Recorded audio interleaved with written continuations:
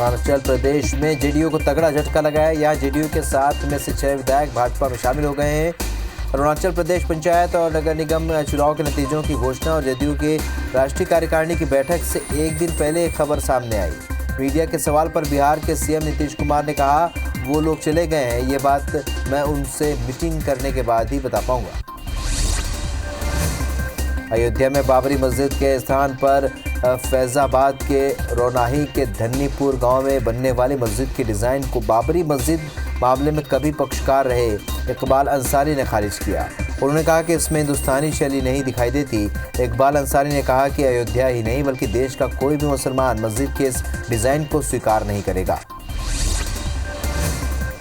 इकबाल अंसारी ने कहा कि हम हिंदुस्तान के मुसलमान हैं, हिंदुस्तान के वफादार हैं। हम हमेशा हिंदू और मुस्लिमों के बीच में रहते हैं। मंदिर और मस्जिद की अपनी अलग अलग पहचान होती है। मस्जिद निर्माण के लिए बनाए गए ट्रस्ट के द्वारा जारी किया गया नक्शा विदेशी है। किसान आंदोलन के बीच आज प्रधानमंत्री नरेंद्र मोदी ने पीएम किसान सम्मान निधि की 7वीं किश्त जारी की है। आज पूर्व प्रधानमंत्री अटल बिहारी वाजपेयी की जयंती पर पीएम मोदी देश के 9 करोड़ किसानों के खातों में 18,000 करोड़ रुपए की किश्त ट्रांसफर किए। प्रत्येक किसान के खाते में 2-2 हज़ार रुपए जाएगा।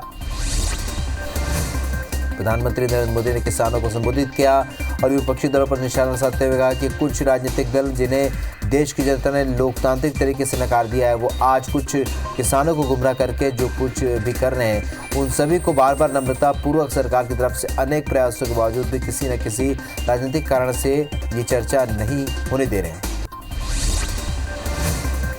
अपने संबोधन के दौरान पीएम ने केरल के ईपीएमसी मंडियों का जिक्र किया और बताया कि वहां कोई ईपीएमसी मंडी नहीं है। उन्होंने कहा कि दिल्ली में प्रदर्शन करने वाले राजनीतिक दलों पर निशाना साधते हुए कहा, मैं इन दलों से पूछता हूं कि यहाँ फोटो निकालने के कार्यक्रम करते हो, जरा केरल में आंदोलन करके वहां तो एपीएमसी चालू करवाओ। अपने संबोधन के दौरान पीएम मोदी ने बंगाल सरकार पर निशाना साधा। उन्होंने कहा कि मुझे आज इस बात का अफसोस है कि पश्चिम बंगाल के 70 लाख से भी अधिक किसान भाई बहनों को इसका लाभ नहीं मिल पाया है। बंगाल के 23 लाख से भी अधिक किसान इस योजना का लाभ लेने के लिए ऑनलाइन आवेदन कर चुके हैं, लेकिन राज्य सरकार ने वेरिफिकेशन की प्रक्रिया को इतने लंबे समय से रोक रखा है। स्वार्थ की राजनीति करने वालों को जनता देख रही है। पीएम मोदी ने सबसे पहले अरुणाचल प्रदेश के गगन पेरिंग से बात की और इस दौरान पीएम ने पूछा कि आप किसान सम्मान निधि योजना का पैसा कहाँ इस्तेमाल करते हैं। इसके बाद गगन ने बताया कि वो अपने पैसों का इस्तेमाल ऑर्गेनिक फार्मिंग में करते हैं और हम ऑर्गेनिक अदरक उगाते हैं। हमारी ज़मीन सुरक्षित है। फिर पीएम मोदी ने कहा, कुछ लोग देश में अफवाह फैला रहे हैं कि ज़मीन छिन जाएगी। पश्चिम बंगाल के मुख्यमंत्री ममता बनर्जी ने पलटवार करते हुए कहा है कि पीएम मोदी आधा सच बताकर वो लोगों को गुमराह कर रहे हैं। हालांकि अपने फैसले के पीछे कोई साफ वजह न बताते हुए ममता बनर्जी ने कहा कि केंद्र सरकार ने पश्चिम बंगाल की मदद के लिए कुछ नहीं किया। जीएसटी सहित 85,000 करोड़ रुपए का फंड नहीं दिया जा रहा है।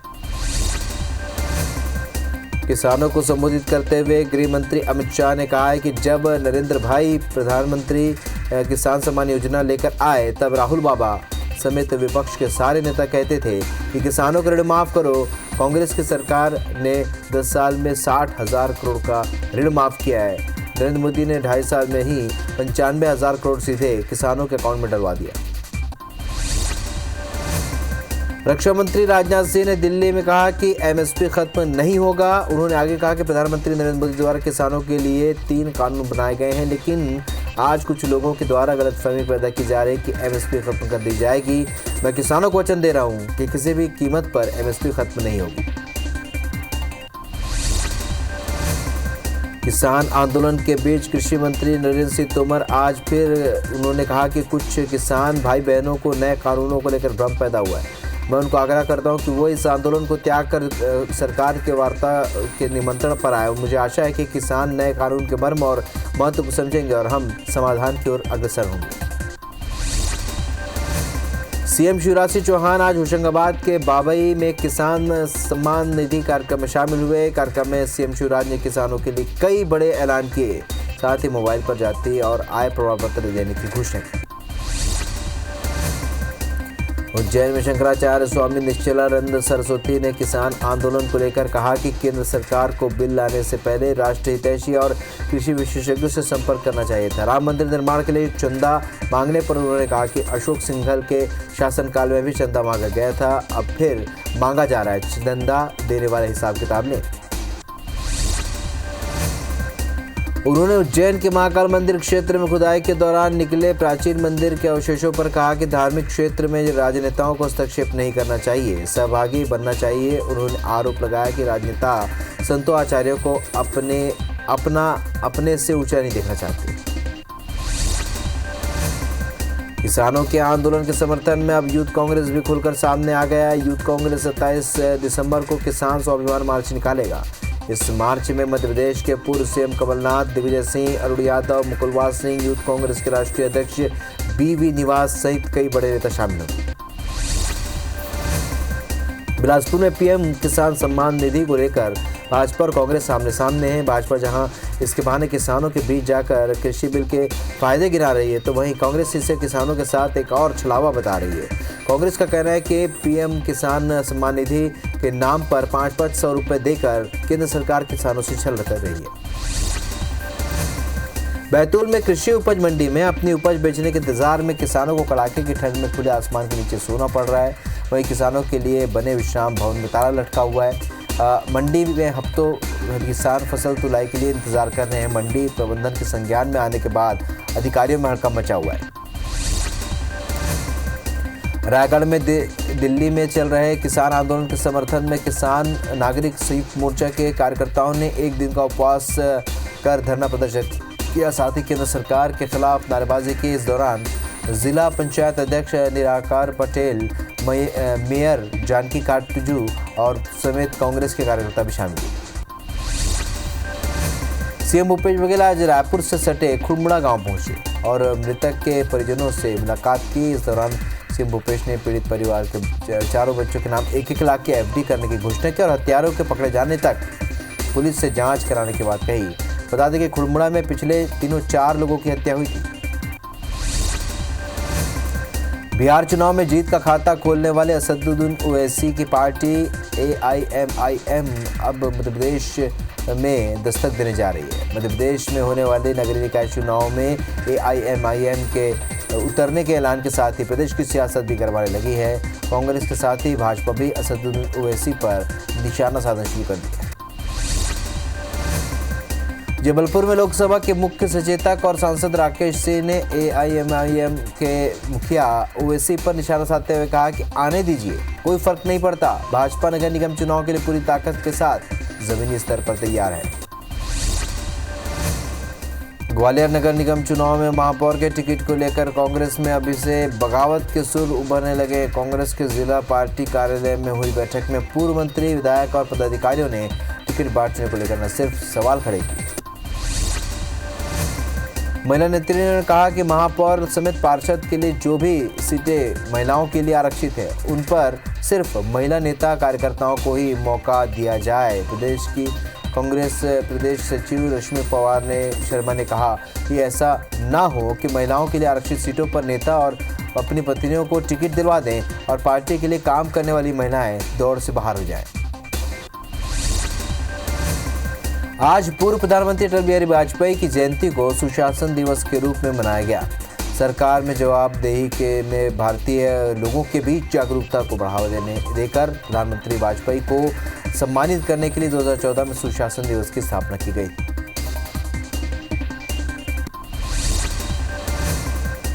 पूर्व पीएम अटल बिहारी वाजपेयी की जयंती पर आज दिल्ली में राष्ट्रपति रामनाथ कोविंद ने अटल जी की समाधि स्थल पर जाकर श्रद्धांजलि दी। पीएम मोदी ने भी सदैव अटल स्थल पहुंचकर अटल बिहारी वाजपेयी को नमन किया। इस दौरान गृह मंत्री अमित शाह, रक्षा मंत्री राजनाथ सिंह ने भी श्रद्धासुमन अर्पित किए। पूर्व प्रधानमंत्री भारत रत्न अटल बिहारी वाजपेयी की जयंती पर मध्य प्रदेश के सीएम शिवराज चौहान ने शौर्य स्मारक चौराहे के पास अटल जी की प्रतिमा का अनावरण किया। इस मौके पर उन्होंने कहा कि हमारा सौभाग्य है कि अटल जी की प्रतिमा मध्य प्रदेश की राजधानी भोपाल के हृदय स्थल में लगी है।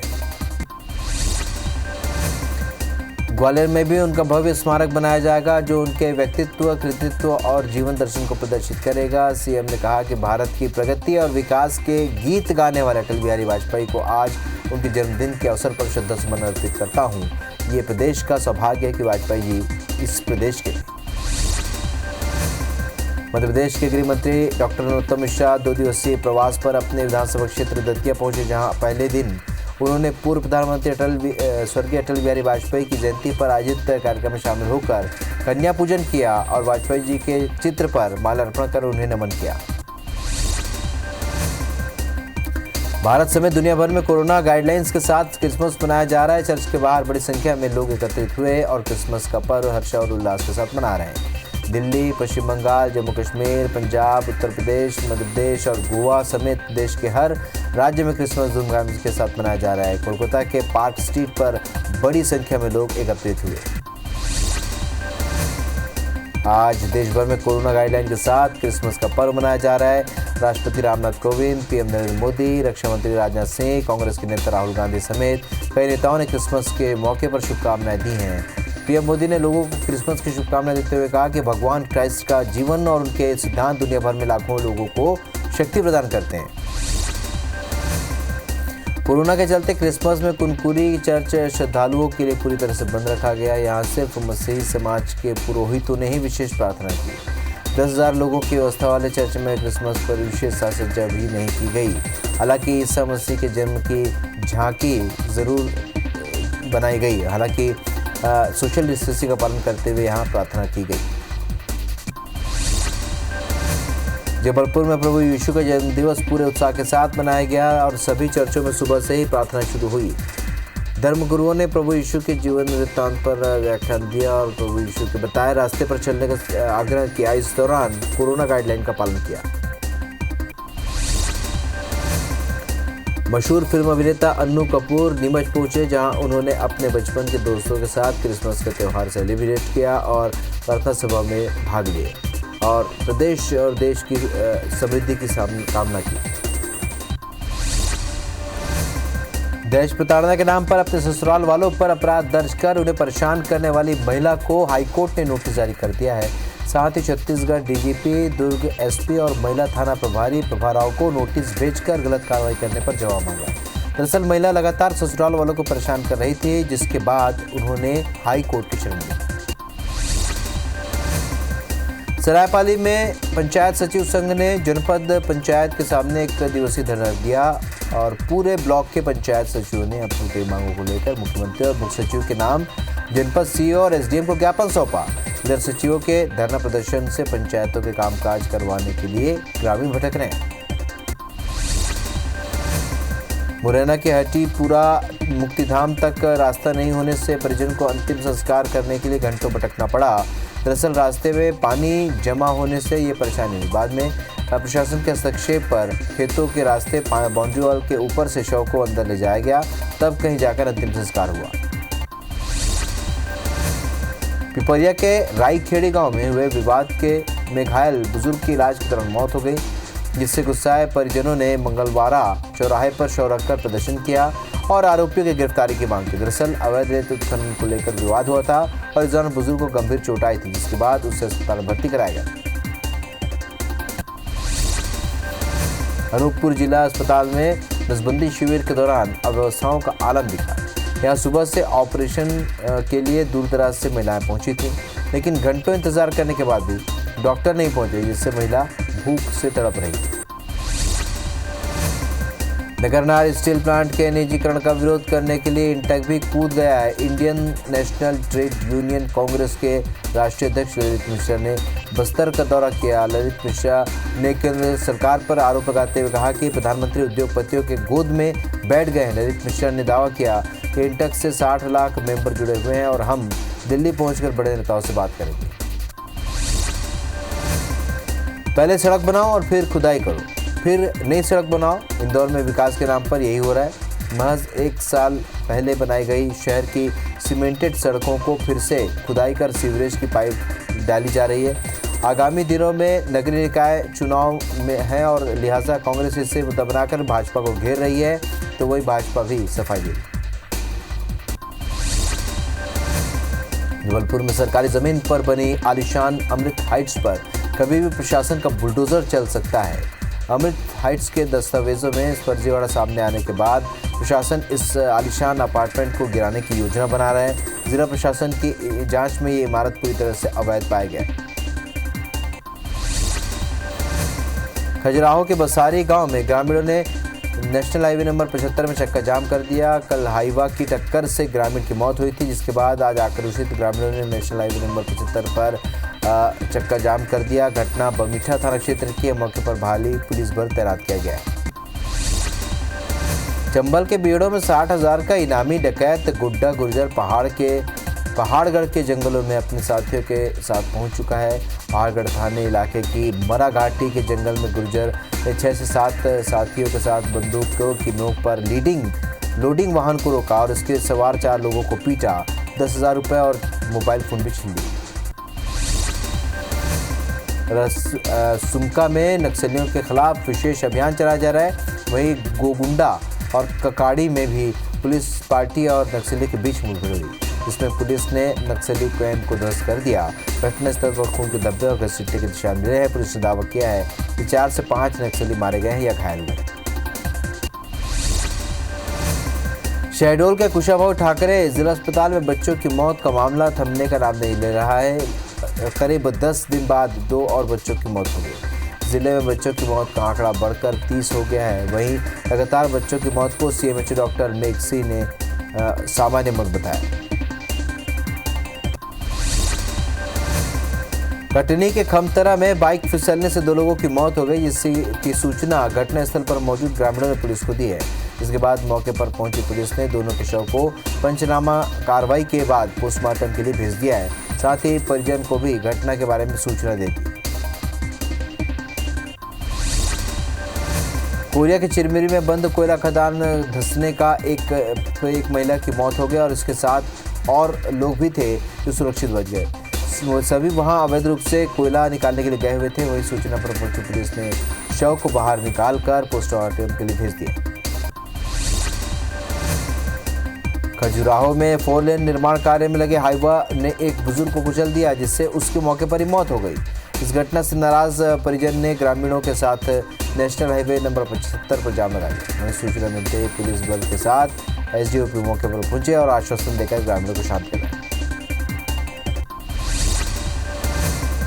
विदिशा के सेमरा गांव में लापता नाबालिग की लाश नहर में तैरती हुई मिली और नाबालिग युवती 3 दिन पहले घर से लापता हो गई थी।